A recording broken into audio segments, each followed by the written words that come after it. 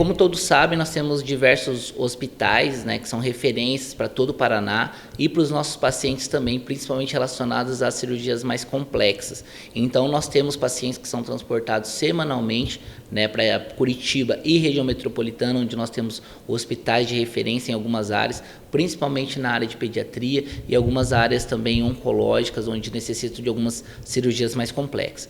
Então, esse paciente, muitas vezes, ele acaba não tendo esse suporte familiar, que a família é daqui, ele acaba tendo que se deslocar e muitas vezes tendo que ficar lá 1, 2 semanas, ou às vezes precisa realizar alguns exames antes de fazer a cirurgia, precisa de ficar lá 2, 3, 4 dias. Então nós disponibilizamos por meio do SUS essas casas de apoio, que são como se fossem realmente hotéis, que esse paciente ou familiar que está acompanhando esse paciente pode ficar, porque não tem condições, muitas vezes, desse paciente ficar indo e voltando, desse familiar ter que está indo 3, 4 vezes por semana para lá após o internamento. Nós temos um caso recente de um paciente que ele foi transplantado e que ele precisou de ficar vários dias lá com suporte familiar. Então o SUS de Arapongas, ele dá esse suporte com essas casas de apoio. São contratos realizados por meio de credenciamentos com instituições específicas,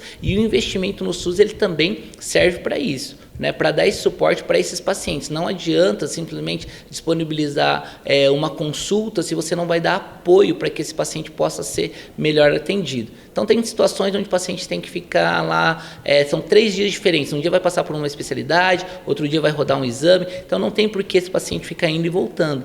Para nós, em relação ao custo, fica até mais em conta, mais barato, que esse paciente fique lá em Curitiba, nessa casa de apoio. E o familiar, quando há essa necessidade, nós também disponibilizamos, né, esse suporte para esse familiar para poder ficar lá. Então, assim, isso sempre aconteceu, porém nos últimos anos, né, devido ao aumento da demanda, esses investimentos eles também tiveram que crescer. E tudo isso impacta em investimentos no nosso SUS. Então, quando a gente fala que o ano passado nós chegamos a mais de 120 milhões investidos no Sistema Único de Saúde, tudo isso está englobado. Aquisição de novos veículos, reformas de unidades, construções de unidades e também essas questões que muitas vezes não é de conhecimento da população, como os investimentos nesse suporte para esses familiares que tanto precisam, porque ter uma pessoa doente em sofrimento, eu acho que é o mínimo, né, que nós, da administração pública, temos que fazer, é dar esse suporte para essas famílias. Então, toda vez quando o paciente protocola um transporte sanitário para lá, nós temos conhecimento do que vai ser feito,